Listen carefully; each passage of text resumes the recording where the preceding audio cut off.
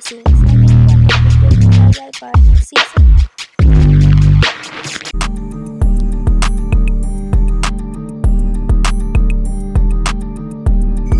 Number 1. Hard disk drive. Data is read along concentric circles, known as tracks, and sectors, known as wedge.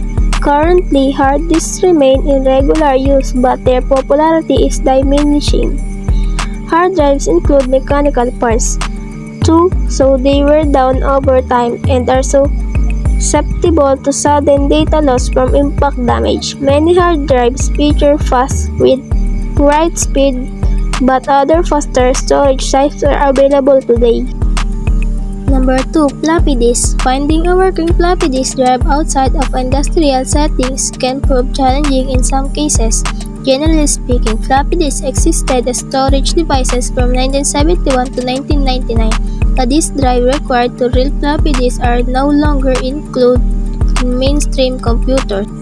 Number 3. Magnetic tape device. Magnetic tape device drive is a storage device that makes use of magnetic tape as a medium for storage. It uses a long strip of narrow plastic film with tapes of thin magnetizable coating. Flash storage types. Number 4. SSD. Solid state drive. A solid state drive SSD is a new generation of storage device used in computers. SSDs storage data using flash-based memory, which is much faster than the traditional hard disk they've come to replace. Number 5. USB flash drives. A USB flash drives can be used in place of a compact disk when a user plugs the flash memory device into the USB port. The computer's operating system OS recognizes the device as a removable drive and assigns it a drive letter. Number 6. SD card. A secure digital SD card is a tiny flash memory card designed for high-capacity memory and various portable devices, such as card, navigation system, cellular phones, e-books, PDAs, smartphones, digital cameras, music players, digital video camcorder, and personal computers. Optical storage types. Number 7. CD. Compact disc CDs are known as optical storage devices. The discs feature microscopic bits and bumps that disk drive read as binary data. An optical lens reads this data and sends it to the computer or laptop being used. Depending on the disk type, CDs can be read only or read-write capable. Number 8. DVD. The DVD drive utilizes a finer laser to read data due to the higher density. In essence, DVDs work exactly like CDs but with higher storage capacities. Dual layering is a process with DVDs that further increases storage capacity. Number 9. Blurry disc. Blurry disc is an optical disc format like CD and DVD.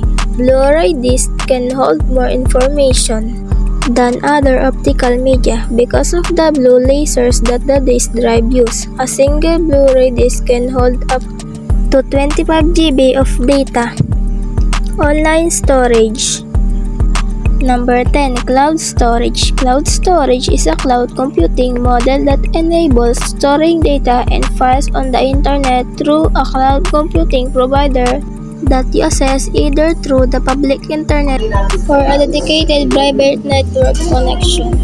Types of temporary storage.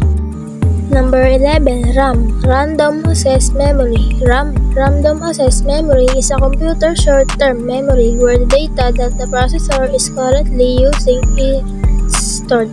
Your computer can access RAM memory much faster than the data on a hard disk, SSD, or other long-term storage device, which is why RAM capacity is critical for system performance.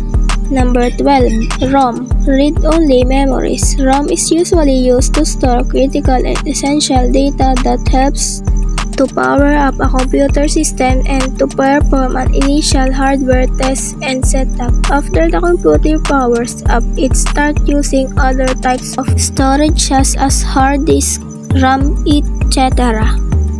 Number 13. Cache memory. Cache is the temporary memory, termed CPU cache memory.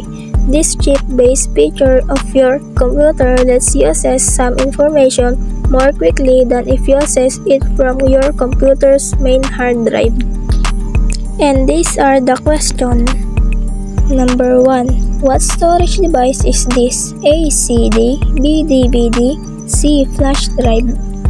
And the correct answer is C. Flash drive. Number 2. What storage device is this? A. USB flash drive, B. CD or DVD, C. floppy disk. The correct answer is B. CD or DVD.